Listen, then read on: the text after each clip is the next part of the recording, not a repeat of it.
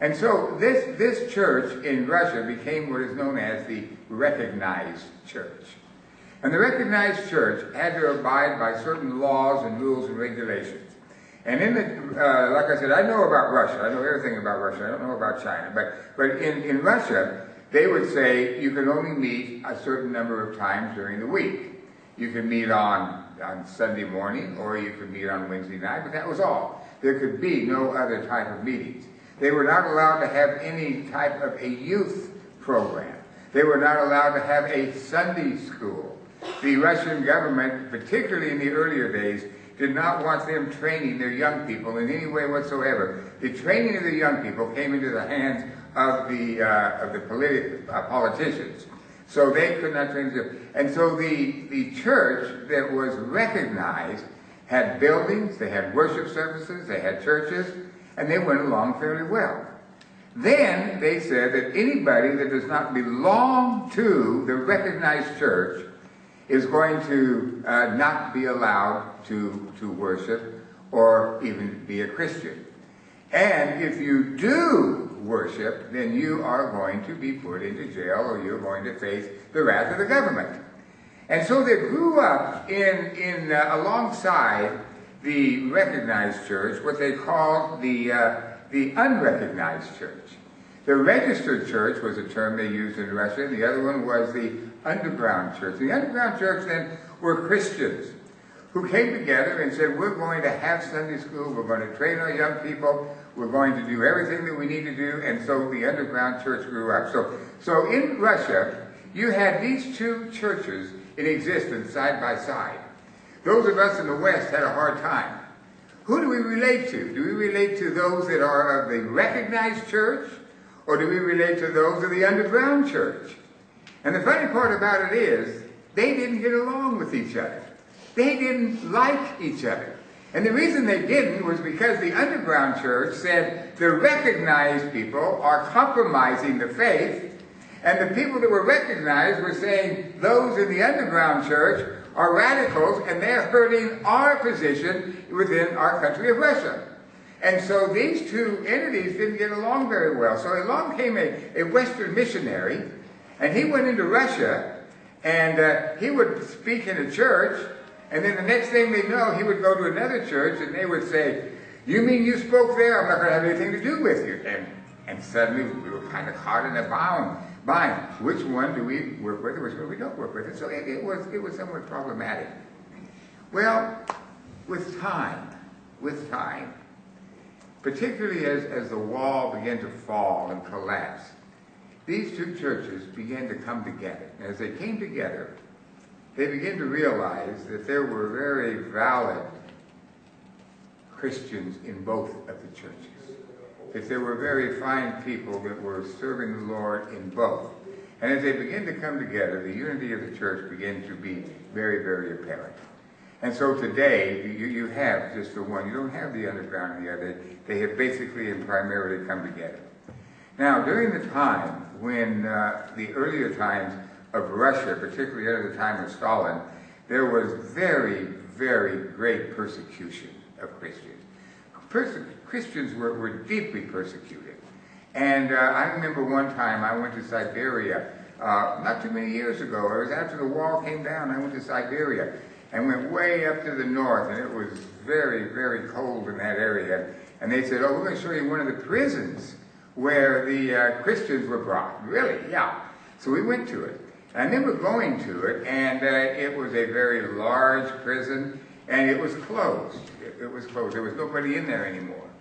And they said, well, sometimes they take tours.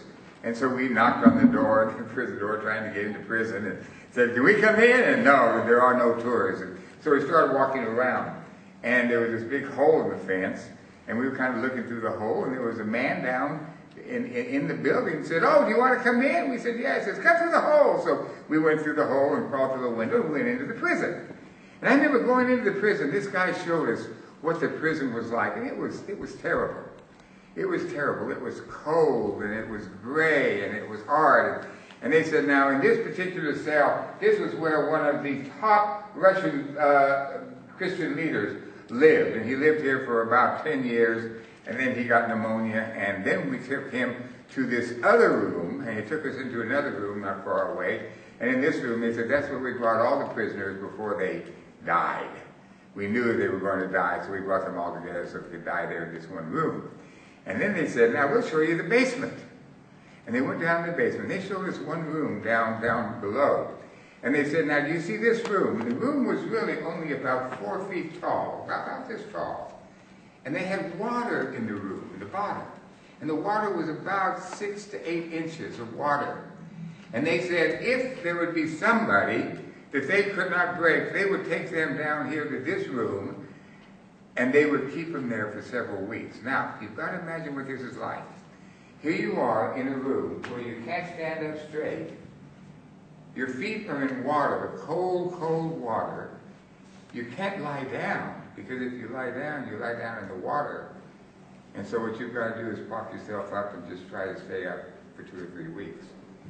And the man that was showing us this said, we believe that we could break anybody. It just took us a matter of time, but we could break anybody. Well, the Christians had tremendous persecution during that time.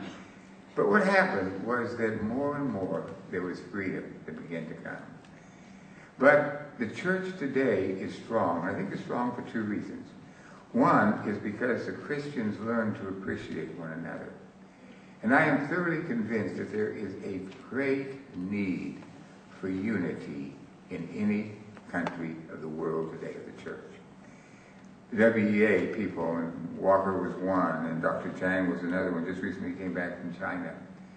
And they went to one section of the church in China, and they met some of the top leaders, and they worked with them, and they said, what can we do to help, and how can we be involved in what God is doing?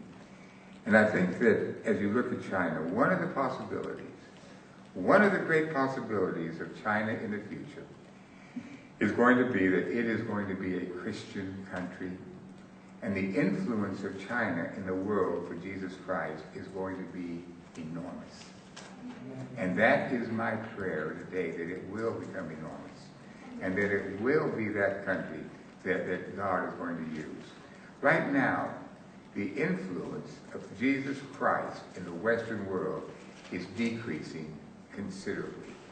It used to be that the country that had the highest percentage of missionaries being sent out from its population was Belgium. Today they send practically no missionaries. England sends practically no missionaries. Germany sends practically no missionaries. And today, the Western world has lost its spiritual authority because they simply have forgotten the cross of Jesus Christ. Now then, Jesus Christ is always looking for a people. And Jesus Christ will always find a people that will be obedient to him and that he will use. Do you know that the #1 sending country in the world today, the country that sends more missionaries than any other country in the world, is the United States? And I believe that the United States retains a missionary zeal and a missionary endeavor for which I thank God for almost every day. You know what the #2 mission-sending country in the world is? Korea. Korea. Yeah, that's interesting. A country as small as Korea is the #2 mission-sending agency in the world. And one of the things that I hope for in the future is that China will be one of those. Now, China has a problem, just like Russia had a problem. I was talking one time to the head of the Baptists of Germany, actually the Baptist World Alliance. And he just came back from Russia, and he says, Bill, he said, you got to understand the Russian church. It's an interesting church. I said, really, why? He says, it's the richest church in the world. It's the richest church in the world in Russia. How's that mean? He said, we got to understand something. He says, #1, in Russia, the pastors are paid for by the state. The churches don't pay the pastors. The pastors are paid for by the state. #2, everybody continues to give offerings. #3, they're not allowed to give money to the poor and the sick. And #4, they're not allowed to send out missionaries. So they just keep getting money and they don't know what to do with the money. And that was a problem. You know, they got more money, they don't know what to do with it.